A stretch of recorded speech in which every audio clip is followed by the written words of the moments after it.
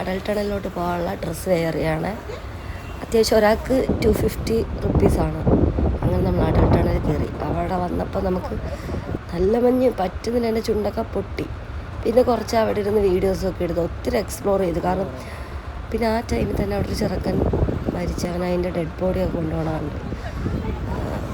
എന്താ ഒറ്റപ്പെട്ടങ്ങാണ്ട് പോയത്. അവിടെ ചെന്ന റേഞ്ചൊന്നുമില്ല ഗൈസ്. അടിപൊളിയായിരുന്നു. അപ്പം നമ്മൾ ആ ഫ്രിഡ്ജിലൊക്കെ ഐസ് ഇട്ടിട്ടുള്ളൂ. നമ്മൾ നേരിട്ട് ആ മഞ്ഞിൻ്റെ പുറത്ത് കിടന്ന് നല്ലതായിരുന്നു. അങ്ങനെ നമ്മൾ തിരിച്ച് ഒരു 4:30 ആയപ്പോൾ ഇറങ്ങി. അവിടെ നമ്മൾ ആ വ്യൂ ഒക്കെ കണ്ട് നമ്മൾ നേരെ നമ്മുടെ റൂമിലെത്തി. നമ്മളങ്ങനെ അന്ന് രാത്രി കുറച്ച് പാർട്ടിയൊക്കെ ഉണ്ടായിരുന്നു. അങ്ങനെ കുറച്ച് ഡാൻസൊക്കെ കളിച്ച്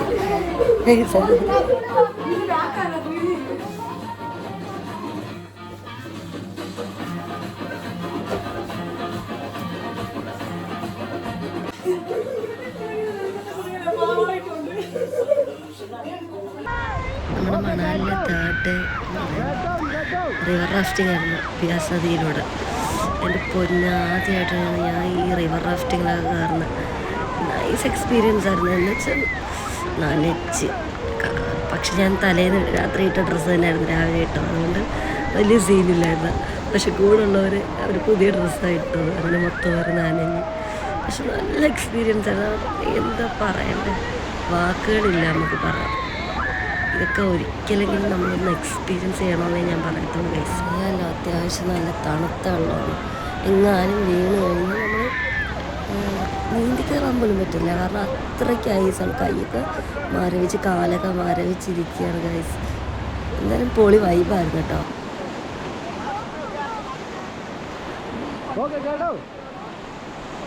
ഹലോ, നമ്മൾ നമ്മുടെ ഡ്രീം പ്ലേസ് ആയിട്ടുള്ള താജ്മഹലിലോട്ട് പോവുകയാണ് ഗൈസ്. അപ്പം ചെറിയൊരു വീഡിയോ എടുക്കാമെന്ന് ഞാൻ വിചാരിച്ചു. നമ്മളൊരു കാറിൽ ആഗ്ര ക്യാൻറ്റ് റെയിൽവേ സ്റ്റേഷനിൽ നിന്ന് പിടിച്ച കാറാണ്. അത് നമുക്ക് ഫുൾ ഡേ ഇന്നുണ്ട്.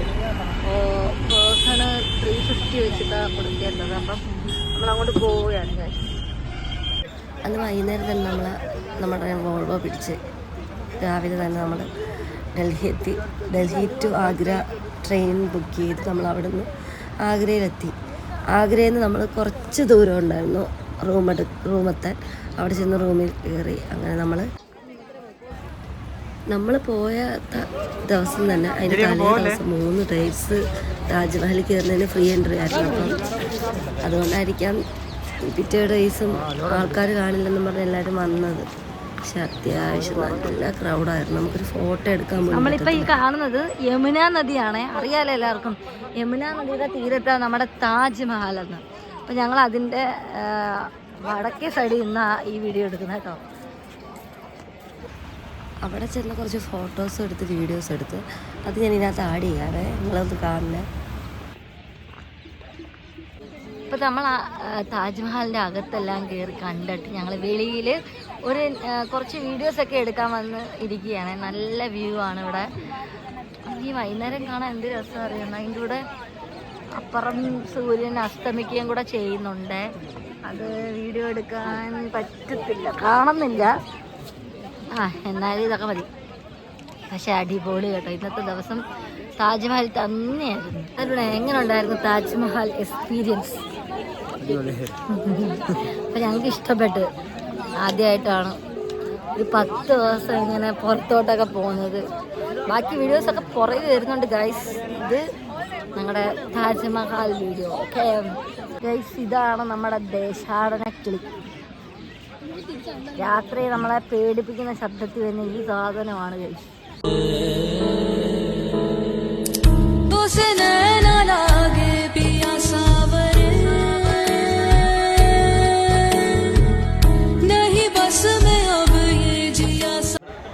നമ്മുടെ കൂട്ടത്തിൽ വന്നത് കപ്പിൾസിൻ്റെ ആനിവേഴ്സറി ആയിരുന്നു. അങ്ങനെ നമ്മൾ ബാക്ക് ടു റൂം. നമ്മൾ ആഗ്രയിലെ റൂമിൽ വന്നിട്ട് ഞങ്ങളകത്ത് തന്നെയായിരുന്നു. ഇവർ പോയി കേക്കൊക്കെ മേടിച്ചുകൊണ്ട് സർപ്രൈസായിട്ട് കൊടുത്ത്.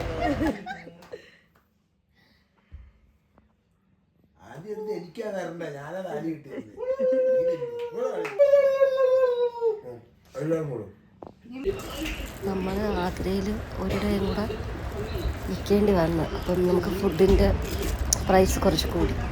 ഫുഡാണ് നമ്മളെ ചതിച്ചത്. അല്ലെങ്കിൽ നമുക്ക് എക്സ്പെൻസ് കുറയ്ക്കാമായിരുന്നു. രാത്രി ആ ആനിവേഴ്സറി ഡേ തന്നെ നമ്മൾ പുറത്തുനിന്ന് കുറച്ച് ചപ്പാത്തി കഴിച്ചു, പിന്നെ ചിക്കൻ വറുത്ത, അങ്ങനെയൊക്കെ നല്ലൊരു ഫുഡ് കഴിച്ചു.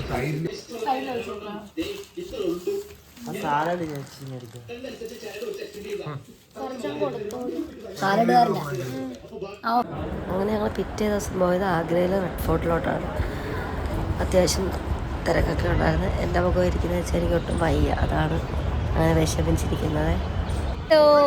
ഞങ്ങളിപ്പോൾ നിൽക്കുന്നത് നമ്മുടെ ആഗ്രയിലെ റെഡ് ഫോർട്ടിലാണ്. റെഡ് ഫോർട്ടിൽ നിന്ന് നമുക്ക് വ്യൂ ഉണ്ട് താജ്മഹലിലോട്ട്. നമുക്കത് നല്ലോണം കാണാം. അത്യാവശ്യം അടിപൊളിയായിരുന്നു. നമ്മളങ്ങനെ അകത്തൂടെ നടന്ന് എല്ലാം കണ്ടുകൊണ്ട് പോവുക.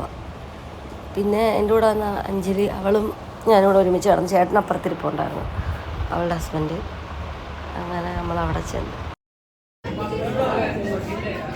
അങ്ങനെ ഞങ്ങൾ ആഗ്രയിലെ റെഡ് ഫോർട്ടും കണ്ടു. നല്ല നല്ല സ്ഥലം. ഇതൊക്കെ നമ്മൾ ചരിത്രം പഠിക്കുമ്പം പഠിച്ചിട്ടേ ഉള്ളൂ. പക്ഷെ ഇപ്പോൾ അത് കാണാൻ ഭാഗ്യം കിട്ടി എന്ന് തന്നെ നമുക്ക് പറയാം. അന്ന് നൈറ്റ് തന്നെ നമുക്ക് ട്രെയിൻ കയറി 2 ദിവസം ട്രെയിനിലിരുന്ന് നമ്മൾ നമ്മുടെ കൊല്ലത്തെത്താറായി. കുറച്ച് വിഷമമൊക്കെ ഉണ്ട് ഗൈസ്. 10 ദിവസം യാത്ര എന്ന് പറഞ്ഞ് പോയിട്ട് നമ്മൾ 11 ദിവസം ഒരുമിച്ച്. അപ്പോൾ അത്രയും സങ്കടം വരുന്നു. അപ്പോൾ നമ്മൾ ട്രിപ്പിനെ പറ്റി പറയൂ എല്ലാവരും. ഹലോ ഗൈസ്, ട്രിപ്പ് നല്ല ഗംഭീരമായിരുന്നു. ഈ ട്രിപ്പോട് കൂടി എൻ്റെ ഭാര്യ നല്ല അത്യാവശ്യം നല്ല ട്രിപ്പായിരുന്നു. അഞ്ജലി ചേച്ചി എന്തോ പറയേണ്ടത്, മിസ് ചെയ്യും ഞാൻ ഈ ട്രിപ്പ്. ലോഹിത്തേട്ടൻ, അരുൺ ചേച്ചി, കാണാൻ വയ്യ. നൈസ് ട്രിപ്പായിരുന്നു.